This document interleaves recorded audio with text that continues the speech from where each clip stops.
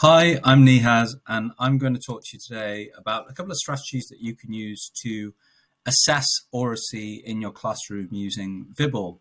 So I'm going to start today with the Oracy Skills Framework, which is a really useful resource that's been put together by Oracy Cambridge, part of Cambridge University and Voice 21. And they've essentially split Oracy into the four key strands of physical, linguistic, cognitive, and social and emotional.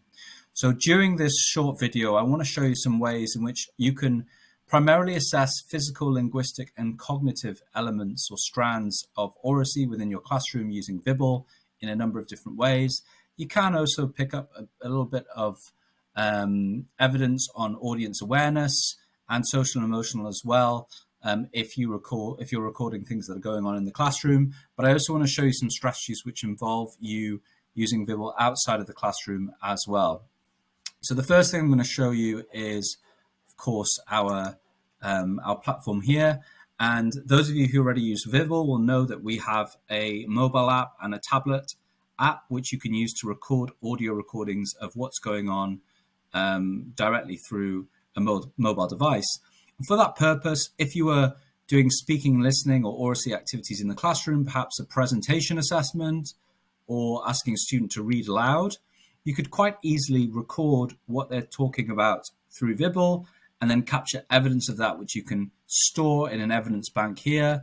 And you can, of course, add custom labels. So I could add a label called Oracy, for instance, and I can mark that as red.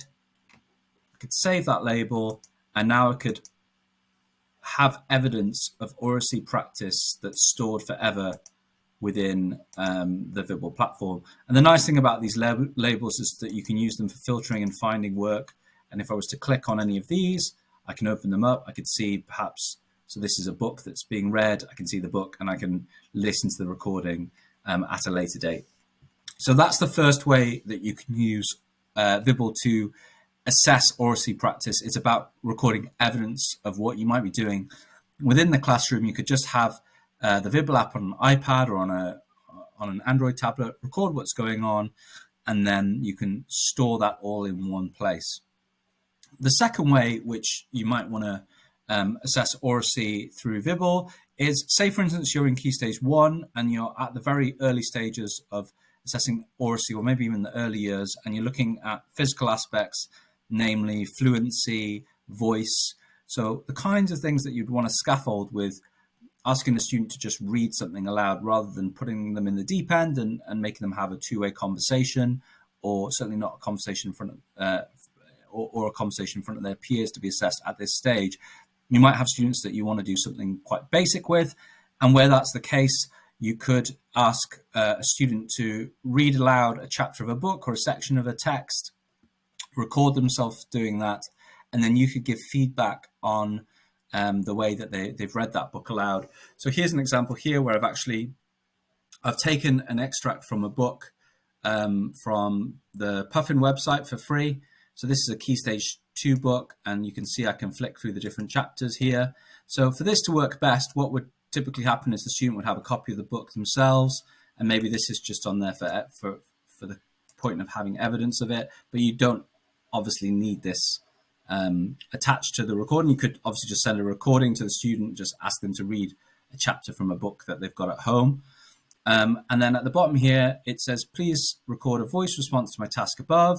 So if I'd recorded a statement saying, hi, Sarah, I would really like you to just read a page from a book that you're enjoying at home, please, and record that for me at the bottom of the platform.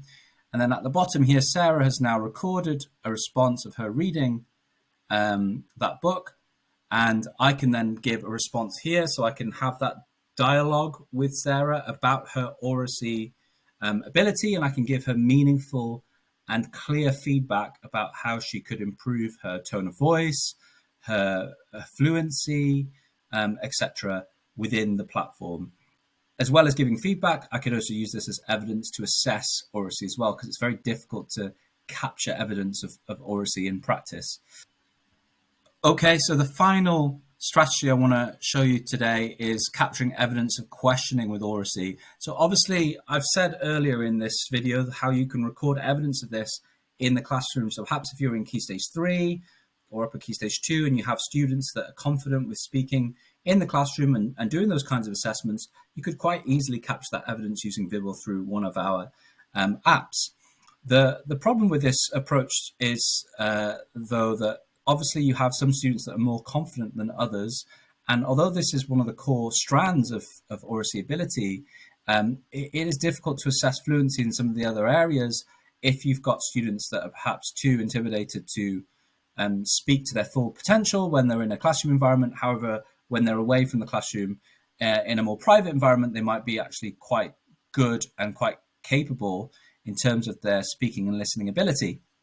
So how do we actually assess those students who are difficult to assess in a classroom environment? And here's a great example of how you could use Vibbl to do this. So here I've actually got a story that I've sent across to Sarah again. And what I'm going to do here is, in my feedback, I've recorded a message basically asking Sarah to read the chapter, and then I want her to summarize the chapter in her own words and record that as a statement. So here it says, please record a voice response to my task above. And then she's recorded a response.